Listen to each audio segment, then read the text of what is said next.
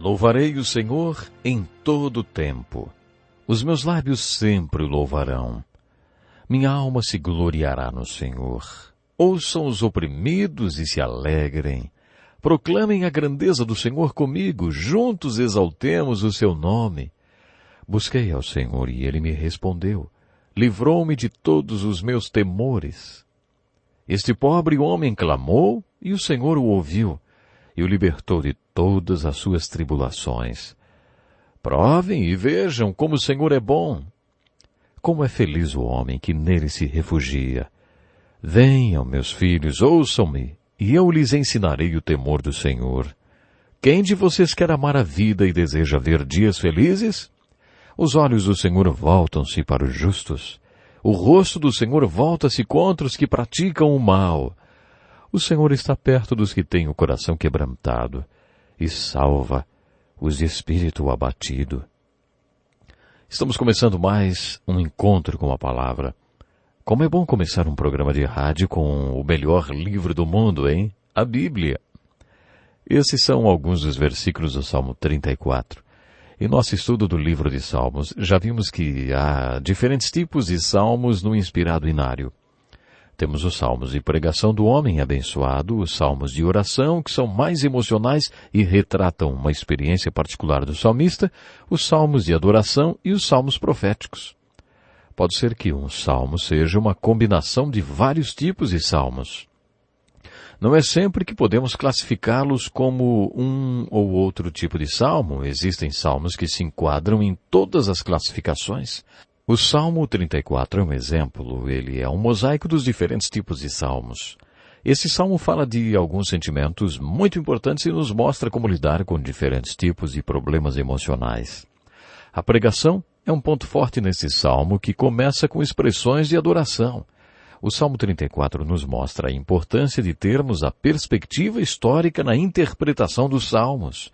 No início do salmo há uma breve observação de Davi, quando ele se fingiu de louco diante de Abimeleque, que o expulsou e ele partiu. Se você estiver familiarizado com a história de Davi, sabe que no livro de 1 Samuel, capítulos 21 e 22, ele passou por um período difícil em sua vida quando tentava fugir do rei Saul. Davi percebeu que Saul tentava matá-lo e por isso teve que se tornar um fugitivo para salvar a sua vida. Ele corria o risco de ser morto e estava muito assustado. Para sobreviver, Davi considerou fazer um acordo com o rei filisteu. Na verdade, seria uma aliança que garantiria sua proteção e sobrevivência. Quando Davi estava indo se apresentar ao rei filisteu chamado Abimeleque, passou por longos corredores de soldados e ouviu alguns deles falarem sobre ele. Eles disseram, "Não é este o moço para quem até se fazia músicas em Israel?" Sabe aquela música, Saul matou seus milhares, mas Davi dezenas e milhares? Eles se referiam a filisteus. Quando Davi escutou aqueles soldados, percebeu que fazer uma aliança com Abimeleque não daria certo. Quando chegou na presença do rei, aparentemente ele mudou de ideia porque viu que a única maneira que tinha de escapar daquela situação era fingir-se de louco. Davi deve ter sido um ator e tanto porque convenceu o rei que ele era louco mesmo. Davi ficou babando, comendo tijolo, arrastando-se no chão e fazendo todo tipo de coisas esquisitas. Finalmente o rei filisteu disse, "Será que está havendo falta de louco no reino para vocês me trazerem esse aqui?" Então eles arrastaram Davi para fora. A inscrição no início do salmo diz, Abimeleque o expulsou e ele partiu. Você pode ler toda a história em 1 Samuel 21. Esse foi um dos períodos difíceis da vida de Davi. Tenho certeza que essa audiência com Abimeleque foi humilhante para ele. E dali, Davi foi direto para a caverna de Adulão no deserto. De acordo com a Bíblia, enquanto ele estava escondido no deserto como um animal, todos aqueles que estavam insatisfeitos, que eram rejeitados ou estavam em débito com o reino, se juntaram a ele. Aos olhos dos homens, Davi e seus seguidores eram todos fracassados. O Salmo 34 resume a pregação de Davi que transformou aqueles fugitivos e fracassados nos homens valentes de Davi, como ficaram conhecidos depois. Mais tarde, quando Absalão instituiu a revolução e voltou toda a nação contra Davi, foram os homens valentes de Davi que derrotaram todos aqueles que lutaram contra ele. Davi tinha centenas de homens valentes. Em Crônicas lemos sobre o Batalhão dos 30, e um deles era Benaia, que em um dia de neve entrou em uma cova e matou um leão. É preciso muita coragem para fazer isso, não? Era esse tipo de homem que formava o exército de Davi. Onde Davi encontrou esses homens valentes? Eles sempre foram valentes desse jeito? Como se tornaram valentes? O Salmo 34 responde a essas perguntas. Todos esses homens tinham sido considerados derrotados e fracassados. De acordo com esse salmo, Davi fez uma pergunta a eles. Quem de vocês quer amar a vida e deseja ver dias felizes? O apóstolo Paulo conta que há 3 coisas importantes na vida: fé, esperança e amor. A esperança é importante porque leva à fé. Se você tem convicção que há algo bom nesse mundo, mas não pode provar, você tem esperança. Quando sua convicção está baseada em fatos, quando você tem razões para acreditar que alguma coisa boa vai acontecer para você, então você tem fé. A esperança é importante porque leva à fé. A fé está baseada na razão para crer. Crer que alguma coisa boa vai acontecer. Isso é fé. Paulo diz que a 3ª coisa mais importante no mundo é o amor. Seguindo a lógica de Paulo, a esperança é importante porque leva à fé. A fé é importante porque leva a Deus. E você não pode se achegar a Deus sem fé. Mas o amor ágape é mais importante do que a esperança e a fé, porque quando você vive o amor ágape, você está experimentando o próprio Deus, porque a essência de Deus é o amor ágape. Deus é amor. No Salmo 34, Davi desafia aqueles fugitivos fracassados com uma pergunta. Quantos de vocês querem viver, hein? E depois fez outra pergunta. Quantos anos vocês querem viver? Por que as pessoas querem viver? Será que é porque querem ver dias felizes nas suas vidas? Será que é porque em seus corações têm a convicção de que alguma coisa boa vai acontecer para elas? Davi continuou a falar para aqueles fracassados e fugitivos assim. Provem e vejam como o Senhor é bom. É por isso que Deus coloca esperança em nossos corações. O Senhor quer que um dia você descubra que Ele é o bem que você está esperando. Ele é o bem que você está esperando que aconteça em sua vida. Depois de ter dito isto, Davi conta sua própria história com Deus. Parafraseando resumidamente o que Davi disse, ficaria assim. Ouçam, esse pobre aqui clamou e o Senhor o ouviu. Eu estava morrendo de medo. Provavelmente ele estava falando daquela experiência com Abimeleque e o rei filisteu. O Senhor me livrou de todos os meus temores. Agora provem e vejam que o Senhor é bom. Eu descobri que o Senhor colocou essa esperança em meu coração porque Ele queria que um dia eu tivesse a fé que me levaria para junto dEle e me mostraria que aqueles que confiam nele são verdadeiramente abençoados. Deus é o bem que todos esperam e eu gostaria de desafiar vocês a aprenderem o que eu aprendi.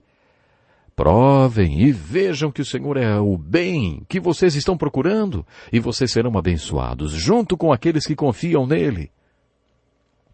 A seguir, Davi lançou um desafio que se tornou a aliança entre ele e aqueles homens valentes. Proclamem a grandeza do Senhor comigo, juntos exaltemos o seu nome.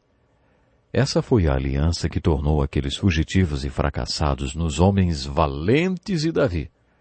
Nos livros da lei, no livro de Juízes e em todos os livros históricos, vimos que Deus tem prazer em fazer coisas extraordinárias através de pessoas comuns. Quando conhecemos os homens de Davi, eles não eram valentes. Eram pessoas comuns que tinham conhecido a Deus. Esses homens fracassados e fugitivos tornaram-se homens valentes de Deus depois da pregação de Davi.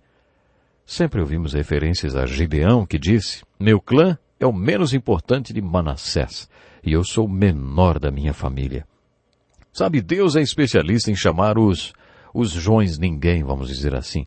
Se ele fizer que os Joões ninguém confiem nele e digam, Deus, eu não sou, mas o Senhor é. Eu não posso, mas o Senhor pode. Não é o que eu quero, mas o que o Senhor quer. Então Deus poderá usá-los. Essa foi a aliança que Davi fez com seus homens valentes. Eles eram fugitivos e fracassados quando Davi fez a aliança com eles. Eles estavam insatisfeitos, desamparados e em débito. Mas Davi passou para eles um segredo espiritual que ele próprio tinha descoberto. Depois, Davi lhes diz: proclamem a grandeza do Senhor comigo, juntos exaltemos o seu nome. A Bíblia diz: Deus pode fazer isso. Há mais um tipo de salmo que eu gostaria de estudar com você nessa etapa final do estudo do livro de Salmos, os salmos proféticos. Davi é considerado um profeta nas Escrituras porque o texto que Pedro usou no dia de Pentecostes foi o Salmo 16.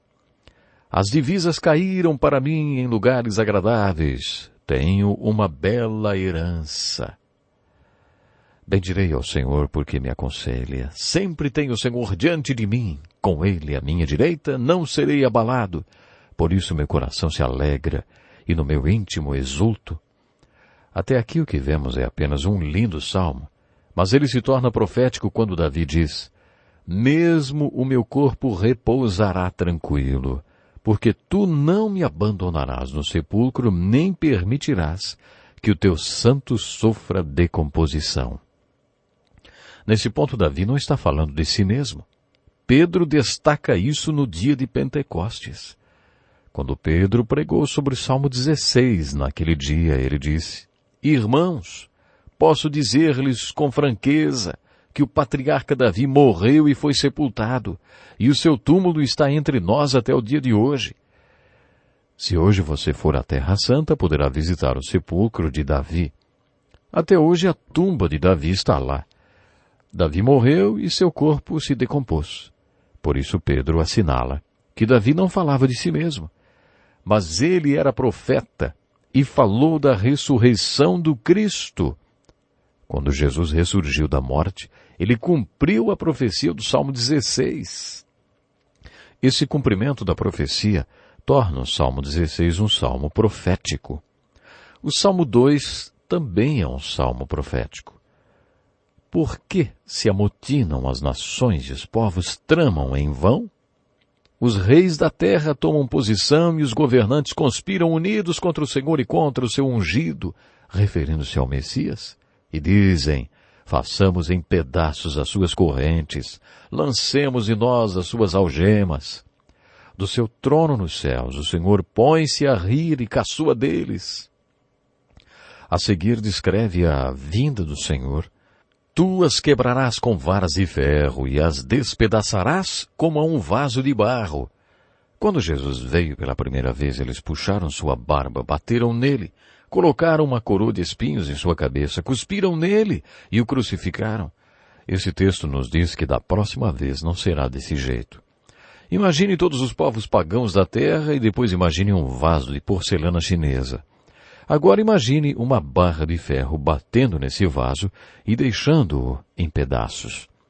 De acordo com o Salmo 2, é isso que Jesus fará com as nações pagãs da próxima vez que vier. Ele não fez isso na sua primeira vinda. Os apóstolos perguntavam sempre a Jesus: quando o Senhor vai tirar Roma do poder? Quando vai parar com todo esse absurdo? Os apóstolos conheciam o Salmo 2 e não entendiam por que Jesus não deixava Roma em pedaços. Eles não sabiam das duas vindas de Jesus. Esse salmo está prevendo o que Pedro chamou de o dia do Senhor. Muitos profetas se referem ao dia do Senhor. Se você estudar um pouco do futuro da Bíblia, saberá que a segunda vinda de Jesus Cristo é feita de uma série de eventos durante um período de tempo. Há muita discussão a respeito dos dados cronológicos desses eventos, mas a segunda vinda de Cristo será uma série de eventos que acontecerão a seus tempos. Um desses eventos é o chamado o Dia do Senhor. Pedro afirma que quando o Dia do Senhor vier, tudo que é material será dissolvido. De acordo com Pedro, todos os elementos serão desfeitos pelo calor, e a terra e tudo que nela há será desnudada. Uma vez perguntei a um físico se ele podia me explicar o que é uma explosão termonuclear, e ele disse que é um calor intenso que derrete tudo. Até mesmo uma estrutura de concreto pode ser dissolvida até o pó por causa de uma explosão nuclear. Mostrei para ele a passagem de 2 Pedro, capítulo 3, onde Pedro prevê que os elementos derreterão com o calor. Depois disse a ele que Pedro não foi o único autor das Escrituras que previu esse tipo de coisa, mas que profetas que viveram milhares de anos antes dele também escreveram profecias semelhantes. O autor do Salmo 46 foi um deles. Quando estudarmos os profetas, veremos que quando os profetas do Velho Testamento diziam que alguma coisa aconteceria, eles usavam o tempo presente ou passado do verbo porque para eles aquele evento já tinha acontecido ou já estava acontecendo. Ouça o tempo verbal profético no Salmo 46. Diz assim: Deus é nosso refúgio e nossa fortaleza, auxílio sempre presente na adversidade. Por isso não temeremos, ainda que a terra trema e os montes afundem no coração do mar, ainda que estrondem as suas águas turbulentas e os montes sejam sacudidos pela sua fúria. Aí temos uma pausa, né? Há um rio cujos canais alegram a cidade de Deus, o santo lugar onde habita o Altíssimo. Deus nela está, não será abalada. Deus vem em seu auxílio desde o romper da manhã. Nações se agitam, reinos se abalam. Ele ergue a sua voz e a terra se derrete. O Senhor dos Exércitos está conosco. O Deus de Jacó é a nossa torre segura. Venham, vejam as obras do Senhor, seus feitos estarrecedores na terra. Ele dá fim às guerras até os confins da terra. Quebra o arco e despedaça a lança. Destrói os escudos com fogo. Parem de lutar. Saibam que eu sou Deus. Serei exaltado entre as nações. Serei exaltado na terra. E aí mais uma pausa, para que todos pudessem meditar no Salmo. A Bíblia não diz que a terra suportará o que está acontecendo para sempre, pelo contrário. O teólogo Moody, baseado em textos bíblicos, como o Salmo 46 disse, o mundo é um navio que está afundando e nossa tarefa não é salvar o navio nem consertá-lo. Nosso trabalho é salvar o maior número de pessoas possível antes que o navio afunde, porque, meu irmão, ele vai afundar. Assim dizia Moody. É assim que devemos interpretar e aplicar o Salmo profético, ou os Salmos proféticos, como o 46. A Bíblia fala constantemente sobre o dia do Senhor. O dia do Senhor configura um cataclismo no qual tudo vai se queimar. Pedro afirma em 2 Pedro capítulo 3 que tudo vai se queimar e lança um desafio. Visto que tudo será desfeito, que tipo de pessoas é necessário que vocês sejam?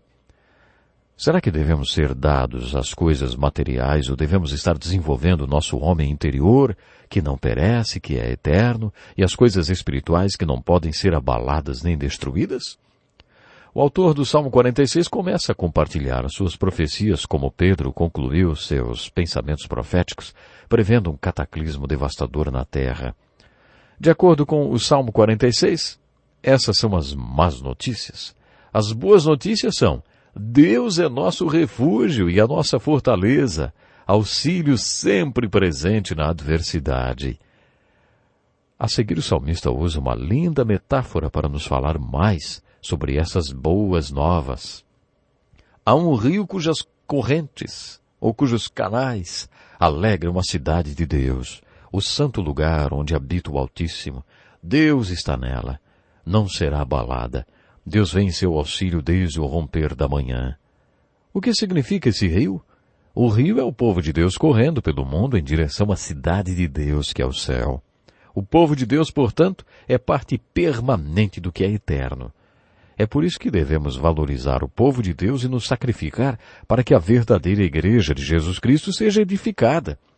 Jesus disse: sobre esta pedra edificarei a minha igreja, e as portas do inferno não poderão vencê-la, jamais.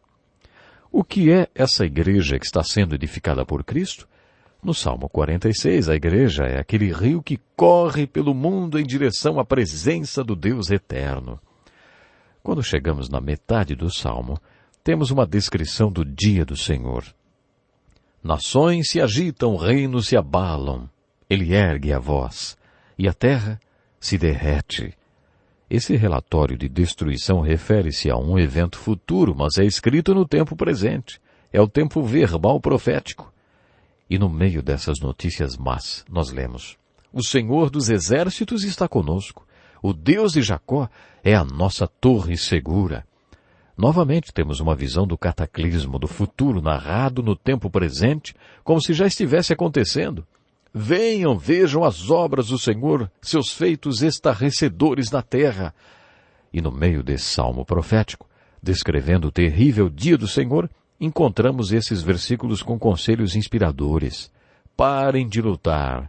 Saibam que eu sou Deus. Serei exaltado entre as nações. Serei exaltado na terra. O Senhor dos exércitos está conosco. O Deus de Jacó é a nossa torre segura. Pense nisso. Você tem se aquietado o suficiente para experimentar a presença divina de Deus? A maioria de nós está ocupada demais para isso. Mas esses versículos contêm uma das maiores verdades das Escrituras. Eu sou. Você acredita que Deus é? Você sabe disso por experiência própria? Quando todo esse cataclismo acontecer, a única coisa que vai importar será: você conhece a Deus? Será que você poderá dizer: Deus é meu refúgio e minha fortaleza? Há poucas coisas eternas no mundo e por isso temos os livros poéticos. Eles são dirigidos ao homem interior. O homem exterior está sendo desgastado e será totalmente destruído um dia. O apóstolo Paulo faz uma descrição do homem interior e do exterior, dizendo o que o homem exterior é, e diz que é como uma tenda na qual você vive, como a semente que um dia será uma planta. O homem interior é a parte de você que é eterna e que viverá para sempre com Deus. Isso nos mostra algo muito importante. Mostra que temos que realmente nos apegar ao Senhor e adorá-lo na sua presença. Estamos terminando mais um programa e eu espero você no nosso próximo encontro. Até lá.